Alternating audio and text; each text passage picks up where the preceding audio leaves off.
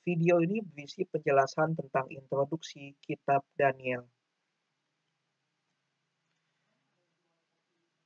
Daniel di dalam pasal 1 ayat 1 sampai 4 dikatakan adalah termasuk orang-orang muda Yehuda yang dibawa Nebukadnezar ketika Yerusalem jatuh ke Babel. Mereka dibawa ke Babel untuk bekerja di bidang pemerintahan dalam istana raja. Dan dengan cepat kisah Daniel naik pangkat, karirnya pun menanjak. Hal ini nampak dari narasi di dalam Daniel pasal 1 sampai dengan pasalnya yang ke-6.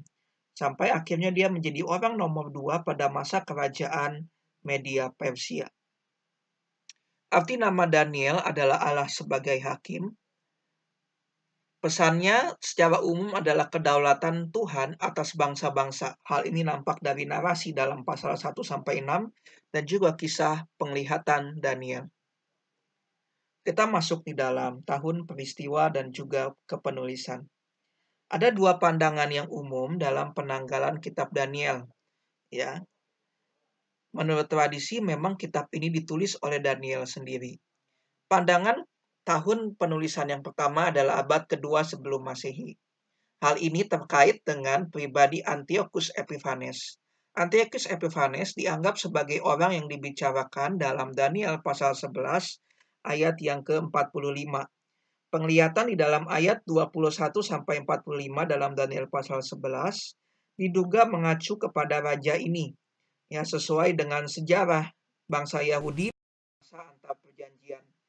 Namun penulisan ini diduga tidak faktual karena kematiannya yang tertulis di dalam ayat 45 dikatakan tidak sesuai dengan data-data sejarah yang ada. Nah, dengan demikian diasumsikan bahwa kitab ini ditulis sebelum kematian dari Raja Antiochus Epiphanes. Ya, seperti itu. Raja Antiochus Epiphanes mati tahun 164 sebelum Masehi. Dan peristiwa yang tercatat di dalam Daniel 11 ayat 2145 adalah peristiwa yang terjadi antara tahun 168 sebelum Masehi. Seperti itu. Ya.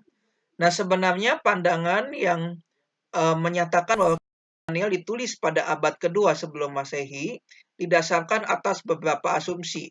Ya, yang pertama adalah sastra apokaliptik. Karena Daniel termasuk sastra apokaliptik, maka didasari bahwa sastra apokaliptik itu bersifat yang pertama pseudonim atau memakai nama samaran. Ya, yaitu bahwa kitab Daniel dianggap memakai nama samaran dari Daniel, tetapi tidak ditulis oleh Daniel sendiri. Yang kedua, pandangan bahwa adanya prinsip Vaticanum ex eventu, yaitu pendapat bahwa sebuah nubuat ditulis tentang peristiwa yang sudah terjadi.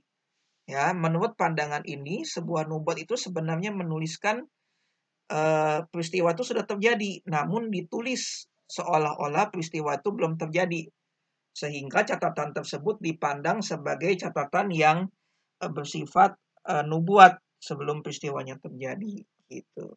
Ya. Nah, pandangan yang kedua adalah pandangan bahwa kitab Daniel ditulis pada abad ke-6 sebelum Masehi. Argumentasi pada pandangan ini yang pertama, nampaknya tidak mungkin kalau hanya memakai selang waktu 4 tahun, yaitu 168 sampai 164 sebelum Masehi untuk menyatakan kitab Daniel sebagai kitab yang kanonik. Rentang waktunya terlalu singkat untuk kitab ini diakui sebagai kitab yang kanonik dan kemudian disebarkan ke dalam komunitas-komunitas orang-orang Yahudi. Dan juga di dalam Gulungan Laut Mati yang mulai ditulis abad kedua sampai ke-1 sebelum Masehi, sudah ada kitab Daniel. Ya, sehingga kayaknya sulit untuk diterima bahwa ini ditulis pada abad kedua. Bahkan sudah ada di dalam Septuaginta yang disingkat LXX, itu bahwa kitab ini mulai ditulis pada abad ketiga sebelum Masehi. Ya. Ada beberapa kesulitan terkait historisitas tokoh-tokoh ini di luar dari dua pandangan ini, ya. Itu Nebukadnezar di dalam pasal 4 yang kisahnya bahwa Nebukadnezar direndahkan, dia bertingkah seperti binatang dan kemudian diasingkan selama 7 tahun, ini seringkali dikaitkan dengan Raja Babel yang bernama Nabonidus. Tetapi sulit untuk mencocokkan dari Daniel pasal 4 dengan catatan sejarah Babel yang ada dari tahun 581 sampai 573. Ya, yang ada hanyalah memang Nabonidus hanya sedang pergi mengurusi pengapungan dari kota Tirus. Ya. Kemudian mengenai sosok raja yang bernama Darius pada pasal yang ke-6. Ada beberapa pandangan bahwa ini adalah Raja Kores atau ini adalah Gobrias, yaitu gubernur zaman Raja Kores, tapi penyamaan ini pun tidak luput dari kesulitan-kesulitan. Namun demikian, dari semua pandangan di atas, yang paling mungkin adalah untuk menanggalkan kitab Daniel pada abad yang ke-6 sebelum Masehi. Kita akan masuk di dalam latar belakang kitab. Babel menang atas Asyur sejak Nebukadnezar naik tahta, ya, yaitu pada tahun 605. Semua daerah jajahan Asyur pun kembali pindah tangan ke Babel. Ya. Kemudian ada pembuangan gelombang pertama tahun 605. Di sini Daniel ikut serta dibuang seperti itu, ya. Dia dibuang dan kemudian diangkat menjadi pegawai istana. Kemudian situasi berubah ketika Babel dikalahkan oleh Persia dan rajanya yang bernama Kores pada tahun 539 sebelum Masehi. Pada saat itu juga Kores mengeluarkan kebijakan untuk mengizinkan semua daerah jajahannya untuk kembali pulang ke negaranya masing-masing. Kepulangan ini termasuk dengan izin untuk orang-orang Yehuda di Babel pulang kembali ke tanahnya dan menjalankan ibadahnya dan urusan kenegaraannya masing-masing selama mereka tunduk kepada Persia. Bagi orang-orang Yehuda, hal ini adalah penggenapan janji Allah seperti yang disampaikan di dalam Yeremia 29 ayat 10 bahwa lamanya mereka berada di Babel adalah 70 tahun. Kita masuk ke dalam tujuan penulisan kitab. Kitab Daniel memiliki beberapa tujuan penulisan. Yang pertama, untuk menyatakan kedaulatan Allah, kekuasaan Allah yang jauh lebih tinggi di atas bangsa-bangsa, baik secara politik maupun secara spiritual. Hal ini nampak dari kesanggupan Tuhan untuk menolong Daniel dan kawan-kawannya di dalam pasal yang ke-1 sampai pasal yang ke-6. Lewat berbagai masalah yang ada, mereka tetap setia kepada Tuhan dan dengan imannya tersebut, Tuhan menolong mereka. Ya. Hal ini menggarisbawahi pentingnya iman di tengah-tengah lingkungan yang tidak bersahabat, khususnya di dalam pasal 3 ayat 16 sampai 18 mengenai statement dari Sadrak, Mesak dan Abednego, yaitu bahwa sekalipun Tuhan tidak menolong mereka, mereka tidak akan menyembah Allah yang lain. Mimpi Nebukadnezar nampak di dalam juga untuk menyatakan kedaulatan Allah. Di dalam pasal 2 ayat 44, batu yang kecil yang menimpa sampai hancur patung yang dilihat oleh Nebukadnezar, kemudian berubah menjadi sebuah gunung yang besar. Ini menandakan kekalnya kerajaan Allah yang tidak tersaingi oleh kerajaan-kerajaan dunia. Kerajaan dunia dapat silih berganti, tapi kerajaan Tuhan akan tetap adanya. Dan juga di dalam narasi kitab Daniel, nampak bahwa raja-raja dari Babel, raja-raja asing, bahkan dari Persia, yaitu Darius sendiri, mengakui kehebatan, kemahakuasaan, kedaulatan dari Yahweh Allah Israel. Penglihatan Daniel sendiri menyampaikan adanya perpanjangan tentang datangnya kerajaan Allah. 70 tahun yang disampaikan di dalam nubuatan Yeremia diperpanjang menjadi 70 kali 7 masa. Lihat di sini ada perbedaan dari tahun menjadi masa. Ya. Nah, hal ini menyatakan bahwa pemulihan total belum terjadi. Karena itu tujuan yang ketiga dari kitab Daniel adalah menyampaikan sebuah desakan untuk meneguhkan iman, tetap percaya kepada Tuhan Allah sambil menunggu kedatangan kerajaannya. Karena pada masa sebelum kedatangan kerajaan Allah akan datang masa-masa yang sulit, masa-masa penindasan dan masa-masa penyiksaan. Namun demikian mereka harus yakin bahwa Tuhan Allah sanggup untuk mengatur dunia. rencananya tidak akan gagal, yang ada hanya rencananya diperpanjang. Kita masuk di dalam tema-tema kitab. Yang pertama adalah tentang kerajaan Allah. Kerajaan Allah ditampilkan lebih banyak sebagai kerajaan yang akan datang, biarpun di dalam beberapa bagian dinyatakan bahwa kerajaan Allah sudah ada. Ya, kita melihat di dalam Daniel pasalnya yang keempat ayat yang ketiga.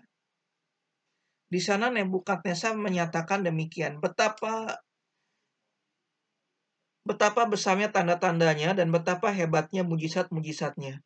Kerajaannya adalah kerajaan yang kekal dan pemerintahannya turun-temurun. Jadi memang di satu sisi kerajaan Allah sudah ada, tetapi dalam kitab Daniel lebih banyak bahwa kerajaan Allah akan datang secara total dengan kontras, dengan berbeda dari kerajaan dunia pada nantinya, masih akan datang. Daniel pasal 2 dan 7 menceritakan tentang 4 kerajaan, yaitu Babel, Media Persia, Yunani, dan juga Romawi. Ya.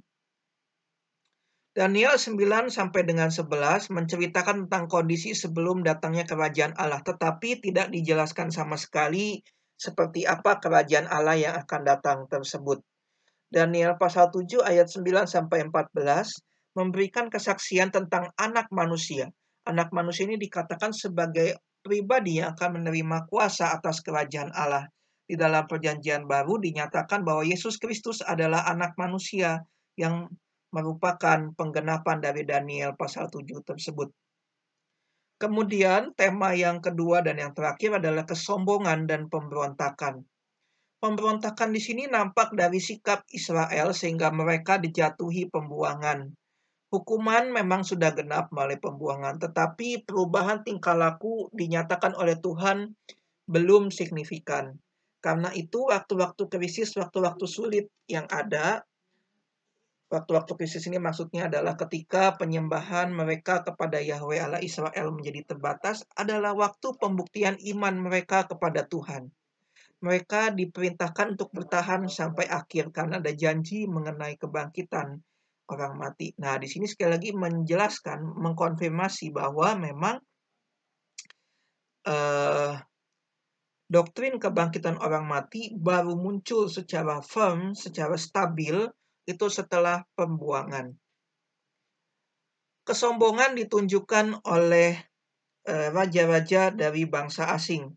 Kitab Daniel menyatakan beberapa peristiwa kesombongan tersebut, misalnya patung emas Nebukadnezar dalam pasal 3, tindakan Belsyazar yang menajiskan perabotan bait suci pasal 5 ayat 18 sampai 23, kesombongan Darius sehingga dirinya terjebak dalam tipu muslihat musuh-musuh Daniel, kemudian kesombongan keempat binatang dalam pasal 7, tanjuk kecil dalam pasal 8, penguasa yang akan datang, dan penguasa dari selatan. Semua ini menyatakan kesombongan sebagai dosa yang patut untuk dimurkai oleh Tuhan. Kita masuk di dalam garis besar kitab. Ada beberapa cara untuk menyatakan pembagian garis besar kitab Daniel. Secara konvensional, secara umum atau tradisional, kitab Daniel dibagi menjadi 2 bagian, yaitu bagian yang berupa narasi atau cerita Daniel dan kawan-kawannya dalam pasal 1 sampai 6 dan juga penglihatan-penglihatan Daniel dalam pasal 7 ayat 12. Masing-masing bagian disusun secara kronologis.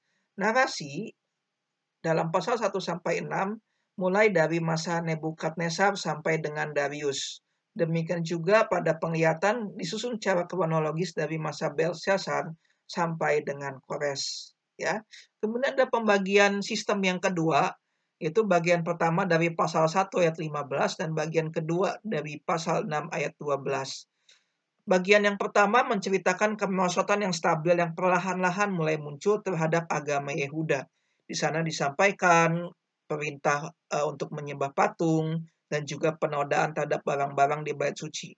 Dalam bagian kedua diceritakan bertambahnya persekusi bagi penyembah-penyembah Yehuda yang setia untuk menyembah Yahweh Allah Israel. Misalnya Daniel dalam pasal 6 dan juga pembinasa keji yang kemudian menodai ibadah di bait suci dan menindas banyak orang di dalam pasal 8 sampai 12.